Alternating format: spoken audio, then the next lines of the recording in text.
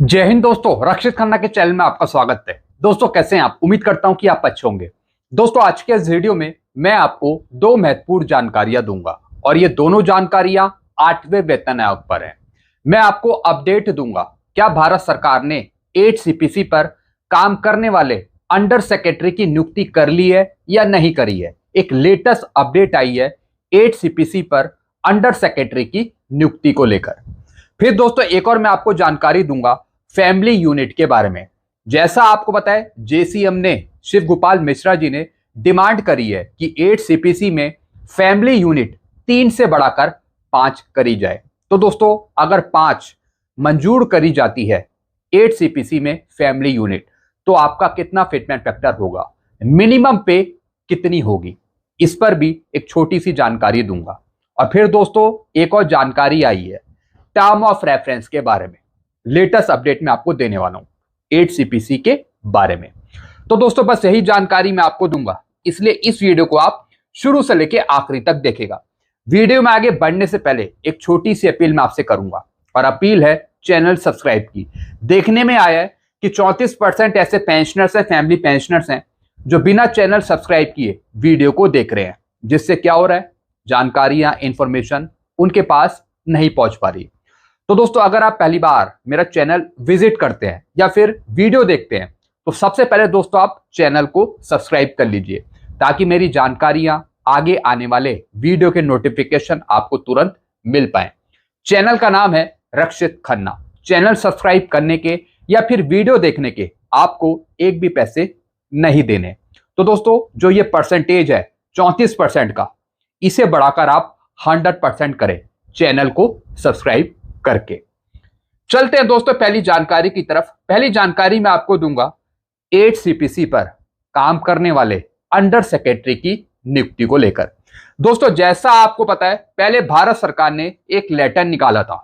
भारत सरकार ने पहले लेटर निकाला था कि भारत सरकार को अंडर सेक्रेटरी की जरूरत है डेप्यूटेशन बेस पर।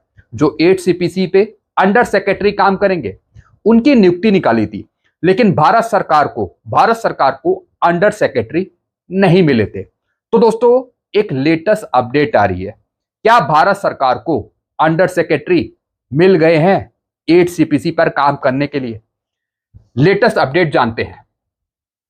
8वें वेतन आयोग के तहत अभी तक अवर सचिव की नियुक्ति नहीं हुई है। जी हां दोस्तों, आज है 24 अगस्त, 8 महीने बीतने वाले हैं, लेकिन सरकार को अभी तक अंडर सेक्रेटरी नहीं मिले जो 8 सीपीसी पर काम करेंगे।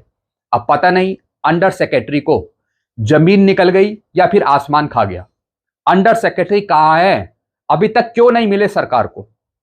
अब दोस्तों आगे क्या लिखा है ये समझते हैं।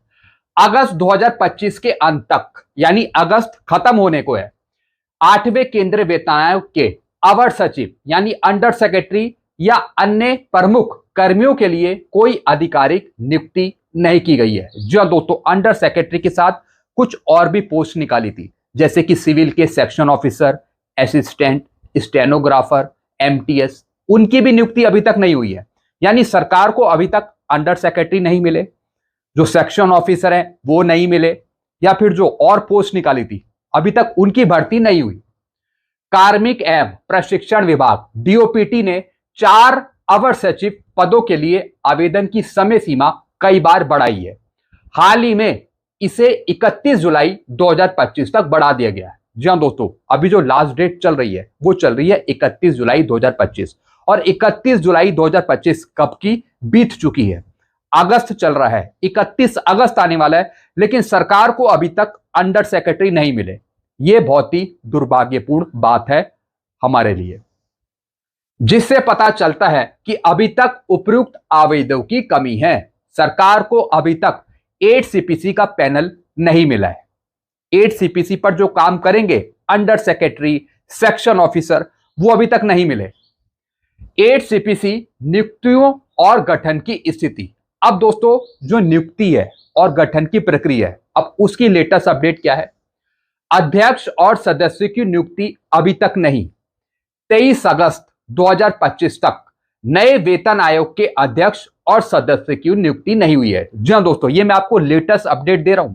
लेटेस्ट अपडेट 23 अगस्त की या फिर आज 24 अगस्त में वित्त मंत्रालय में राज्य मंत्री की यह घोषणा में पुष्टि की गई कि ये नियुक्तियां 8वें वेतन आयोग की आधिकारिक सूचना के बाद होंगी। जी हाँ दोस्तों, अब दोस्तों संसद में भी सरकार ने बताया था कि अभी तक 8 सीपीसी के टर्म ऑफ रेफरेंस नहीं दिए गए हैं और ना ही अभी तक अध्यक्षों की नियुक्ति करी है, क्योंकि सरकार इनपुट मांग रही है, इनपुट ले रही है 8 सीपीसी के टर्म ऑफ रेफरेंस के रूप में रक्षा मंत्रालय से या फिर राज्यों की सरकार से, ऐसा बताया था। फिर दोस्तों आगे का लिखा है, अवर सचिव अंडर सेक्रेटरी पद के लिए आवेदन की अंतिम तिथि बढ़ाई गई थी। अप्रैल 2025 में डीओपीटी ने प्रतिनियुक्ति के आधार पर अवर सचिव अंडर सेक्रेटरी लेवल 11 के 4 पदों के लिए आवेदन आमंत्रित करना शुरू किया था। आवेदन की अंतिम तिथि बार बार बढ़ाई गई। जी हाँ दोस्तों, 2 से 3 बार सरकार ने डेट को आगे बढ़ाया। इसलिए बढ़ाया कि शायद आगे चलकर सरकार को अंडर सेक्रेटरी मिल जाए, लेकिन दुर्भाग्यपूर्ण बात यह है कि सरकार को अभी तक अंडर सेक्रेटरी नहीं मिले। इसका मतलब है कि अभी 8 सीपीसी पर कोई काम शुरू नहीं होगा जब तक अध्यक्षों की नियुक्ति नहीं होगी, जब तक 8 सीपीसी का पैनल नहीं बनेगा, जब तक कुछ नहीं होगा, जिससे पता चलता है कि पर्याप्त योग्य उम्मीदवारों ने आवेदन नहीं किया है। जी हाँ दोस्तों, यानी इसका मतलब है कोई आवेदन कर ही नहीं रहा, कोई एप्लीकेशन फॉर्म भर ही नहीं रहा। इसका मतलब है कोई जाना नहीं चाहता जो काम करे 8 सीपीसी पे। अब दोस्तों इसका मतलब क्या है? क्या 8 सीपीसी पर कोई काम करना नहीं चाहता, या फिर अंडर सेक्रेटरी की पोस्ट ही खत्म हो गई, जो अंडर सेक्रेटरी सरकार को नहीं मिले अभी तक? दोस्तों आप क्या समझते हैं? आपके अपने सुझाव क्या हैं? जरा कमेंट करके बताइएगा। सरकार को अभी तक अंडर सेक्रेटरी क्यों नहीं मिले हैं? इसका क्या कारण हो सकता है? जरा आप भी कमेंट करके बताइएगा। फिर आगे का लिखा है, विचारणीय विषय टर्म ऑफ रेफरेंस लंबित। जी हाँ दोस्तों, जब तक सरकार को अंडर सेक्रेटरी नहीं मिलेंगे, सेक्शन ऑफिसर नहीं मिलेंगे, जब तक सरकार टर्म ऑफ रेफरेंस जारी नहीं करेगी और जब तक सरकार को दूसरी तरफ से इनपुट प्राप्त नहीं होंगे, जब तक सरकार टर्म ऑफ रेफरेंस जारी नहीं करेगी। तो दोस्तों अभी बहुत सारी चीजें पेंडिंग में हैं। आज 24 अगस्त हो गई है और हम जहां तक देख रहे हैं कि सरकार ने अभी कुछ भी शुरू नहीं किया, अभी सब कुछ पेंडिंग में चल रहा है। फिर क्या लिखा है, सरकार ने अभी तक 8वें वेतन आयोग के लिए विचारणीय विषय यानी टर्म ऑफ रेफरेंस को अंतिम रूप नहीं दिया है। 2025 की शुरुआत में विभिन्न मंत्रालयों, राज्यों से इनपुट मांगे गए थे और यह प्रक्रिया अभी भी चल रही है। यानी जनवरी से सरकार अभी इनपुट ही मांग रही है, इनपुट ही वो ले रही है। अभी इनपुट लेने का काम खत्म नहीं हुआ सरकार का, और ना ही सरकार को अभी तक अंडर सेक्रेटरी मिले हैं। सरकार को कुछ नहीं मिला अभी तक, ना इनपुट और ना ही अंडर सेक्रेटरी। कितनी दुर्भाग्यपूर्ण बात है। और 8 महीने खत्म हो रहे हैं पूरे, अभी 31 अगस्त को पूरे 8 महीने खत्म हो जाएंगे अगर हम जनवरी से देखें। फिर क्या लिखा है, ये इनपुट प्राप्त होने और टर्म ऑफ रेफरेंस को अंतिम रूप दिए जाने के बाद उचित समय पर एक आधिकारिक अधिसूचना जारी की जाएगी। अधिसूचना तो जब जारी होगी ना, जब सरकार पोस्टों को भरेगी, टर्म ऑफ रेफरेंस जारी करेगी, तभी तो वो गैजेट नोटिफिकेशन निकालेगी। जब तक सरकार को कुछ मिलेगा ही नहीं तो सरकार क्या करेगी? ये एक सबसे बड़ी बात है। तो दोस्तों सरकार को ही सब कुछ करना है, सरकार को ही अंडर सेक्रेटरी नियुक्त करने हैं, सेक्शन ऑफिसर नियुक्त करने हैं। जो इनपुट मंगा रही है सरकार, उसका कार्य भी सरकार को ही पूरा करना है। भैया कोई टाइम लिमिट होता है या नहीं होता? ऐसे तो सरकार कहती रहेगी कि अभी हम इनपुट मंगा रहे हैं, 8 महीने यहीं बीत गए, फिर ऐसी साल बीत जाएगा, फिर दूसरा साल आ जाएगा, मतलब बहुत सी प्रॉब्लम्स हैं। फिर दोस्तों आगे क्या लिखा है, विलंब और अपेक्षित समय रेखा, जिससे क्या हो रहा है, 8 सीपीसी में देरी हो रही है। इससे चिंताएं बढ़ रही हैं सरकारी कर्मचारियों में और पेंशनर्स के बीच। आयोग के गठन में देरी से केंद्र सरकार के कर्मचारियों और पेंशन भोगियों में चिंता बढ़ रही है। हालांकि सरकार ने आयोग के गठन की अपनी मंशा की पुष्टि कर दी है, लेकिन औपचारिक प्रक्रिया पिछले वर्षों की तुलना में अधिक समय ले रही है। जी हाँ दोस्तों, अगर मैं 7 सीपीसी की बात करूं, 6 सीपीसी की बात करूं, टर्म ऑफ रेफरेंस जारी होने में पिछले पे कमीशन में भी इतना टाइम नहीं लगा था जितना 8 सीपीसी में लग रहा है। 8 सीपीसी के टर्म ऑफ रेफरेंस जारी करने में, पिछले जो पे कमीशन मिले उसमें भी इतना टाइम नहीं मिला था, उसमें भी टर्म ऑफ रेफरेंस जल्दी जारी कर ही गए थे। लेकिन दोस्तों 8 सीपीसी में सरकार बहुत लेट कर रही है टर्म ऑफ रेफरेंस जारी करने में। पिछले वेतन आयोग में लगने वाले समय के आधार पर कुछ विशेषज्ञों का सुझाव है कि अंतिम सिफारिशें 2028 तक लागू नहीं हो पाएंगी, हालांकि वे 1 जनवरी 2026 से पूर्वव्यापी रूप से लागू होगा। जी हाँ दोस्तों, अब दोस्तों सरकार के इस रवैये से जो अनुमान लगाया जा रहा है वो लगाया जा रहा है कि ठीक टाइम पे हमें 8 सीपीसी नहीं मिल पाएगा। ये बता रहे हैं 2027-28 तक। जिस तरीके से सरकार काम कर रही है, लग ही रहा है कि देरी होगी।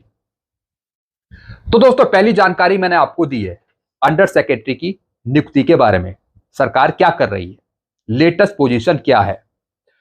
अब दोस्तों मैं आपको जानकारी दूंगा, अब मैं आपको जानकारी देने वाला हूं फैमिली यूनिट के बारे में।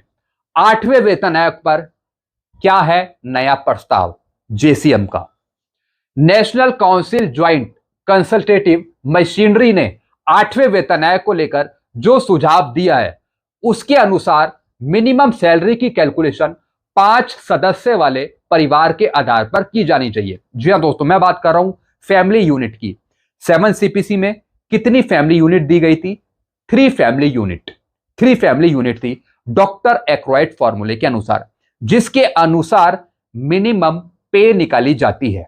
अब दोस्तों जेसीएम ने प्रस्ताव दिया है, नया प्रस्ताव दिया है कि फैमिली यूनिट को 3 से बढ़ाकर 5 किया जाए घर की जरूरतों को देखते हुए। फिर क्या लिखा है दोस्तों, इसमें बुजुर्ग माता पिता भी शामिल किए जाने का आग्रह किया है। जी हां दोस्तों, 5 फैमिली यूनिट तब कंप्लीट होगी जब माता पिता भी इंक्लूड किए जाएंगे। जी हां दोस्तों, 7वें वेतन आयोग में काम करने वाले पुरुष को 1 यूनिट, पत्नी को 0.8 यूनिट और 2 बच्चों को 0.6 यूनिट माना गया था। जी हां दोस्तों, ये पिछले 7वें वेतन आयोग की बात कर रहे हैं कि उसमें 3 फैमिली यूनिट को इंक्लूड करा गया था। अब बोला गया है कि 8 सीपीसी में 5 फैमिली यूनिट को इंक्लूड किया जाए, जिससे मिनिमम पे ज्यादा बढ़ पाए। National council joint consultative machinery का तर्क है कि बुजुर्ग माता पिता की देखभाल करना परिवार की नैतिक और कानूनी जिम्मेवारी है। ऐसे में वेतन कैलकुलेशन में बदलाव कर उन्हें भी यूनिट माना जाना चाहिए। जी हां दोस्तों, 5 फैमिली यूनिट में माता पिता भी इंक्लूड होंगे। तो ये सरकार से गुजारिश करी है कि जब 8 सीपीसी की मिनिमम पे बनाई जाए तो उसमें कंसीडर किया जाए 5 फैमिली यूनिट। अब दोस्तों अगर 5 फैमिली यूनिट आपको मिलती है तो फिटमेंट फैक्टर कितना होगा और मिनिमम पे कितनी होगी, ये मैं आपको समझाता हूं। दोस्तों 7 सीपीसी में फैमिली यूनिट थी 3 फैमिली यूनिट इंक्लूड थी, जिससे मिनिमम पे निकली थी 18,000 रुपए और फिटमेंट फैक्टर कितना मिला था 2.57। डिमांड करी गई है जेसीएम ने कि 8 सीपीसी में फैमिली यूनिट 5 करी जाए, 5। अब दोस्तों अगर 5 फैमिली यूनिट होती है तो इसका असर मिनिमम पे पे कैसे पड़ेगा और फिटमेंट फैक्टर कितना होगा, यहां पे देखिए मिनिमम पे हो जाएगी 41,040। जी हां दोस्तों, फिर आपकी मिनिमम पे 18,000 से बढ़कर 8 सीपीसी में 41,000 के आसपास हो जाएगी अगर 5 फैमिली यूनिट दी जाती है। और दोस्तों फैमिली यूनिट किस पे काम करती है? ILC नॉर्म्स पे, डॉक्टर एक्रोइड फॉर्मूले पे, क्योंकि दोस्तों इसमें आम आदमी की, आम परिवार की जरूरतें शामिल हैं। आटा, दाल, चावल, मछली, अंडे, ऑयल, सब कुछ चीजें। साथ ही साथ फिर परिवार की इकाइयां, यूनिट्स, परिवार में कितने बंदे हैं, और 5 फैमिली यूनिट होती हैं तो फिर माता पिता भी इन्वॉल्व हैं। तो दोस्तों मैंने आपको बताया मिनिमम पे हो जाएगी 18,000 से बढ़कर 41,040। अब मैं बात करूंगा फिटमेंट फैक्टर की। अगर 8 सीपीसी में 5 फैमिली यूनिट इंक्लूड करी जाती है, 5 फैमिली यूनिट को लिया जाता है, तब दोस्तों फिटमेंट फैक्टर बनेगा 2.28। इसी के आसपास फिटमेंट फैक्टर बनेगा, यानी 2.00 से ज्यादा फिट एंड फैक्टर आपको मिलेगा अगर सरकार 5 फैमिली यूनिट को इंक्लूड करती है। तो दोस्तों जेसीएम ने बिल्कुल सही डिमांड उठाई है कि जो इकाइयां हैं, यूनिट हैं, उसे 5 लिया जाए, फैमिली यूनिट को 5 करा जाए 8 सीपीसी में, ताकि मिनिमम पे भी बढ़े और उस हिसाब से फिट एंड फैक्टर भी ज्यादा हो। क्योंकि दोस्तों डीएडीआर के हिसाब से जो डीएडीआर चल रहा है हमारा, अगर हम 1/1/2026 से देखें तो 60% 61% के आसपास होगा। तो उस हिसाब से हमारा फिट एंड फैक्टर ज्यादा बनता नहीं है। लेकिन अगर हम फैमिली यूनिट को बढ़ा दें, फैमिली यूनिट को हम 3 से बढ़ाकर 5 कर दें या फिर 5.5 कर दें, तो ऑटोमेटिकली मिनिमम पे ज्यादा चली जाएगी। मिनिमम पे 35,000, 40,000, 41,000 के आसपास हो जाएगी, जैसा दोस्तों मैंने यहां पे आपको बताया।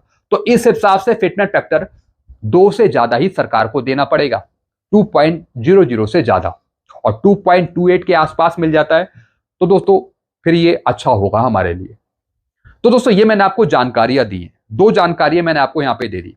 एक तो 8 सीपीसी के अंडर सेक्रेटरी की नियुक्ति के बारे में और दूसरा फैमिली यूनिट के बारे में। बाकी आपके अपने सुझाव क्या हैं, आप क्या समझते हैं, आप कमेंट करके जरूर बताइएगा। वीडियो को मैं ये खत्म करता हूं। ऐसी जानकारियां, लेटेस्ट इंफॉर्मेशन आपको मिलती रहेंगी इस चैनल के माध्यम से आगे भी। तो लेटेस्ट इंफॉर्मेशन पाने के लिए सबसे पहले दोस्तों आप चैनल को सब्सक्राइब कर लीजिए, ताकि मेरी जानकारियां, इंफॉर्मेशन आपको तुरंत मिल पाए। चैनल का नाम है Rakshit Khanna. Thank you so much.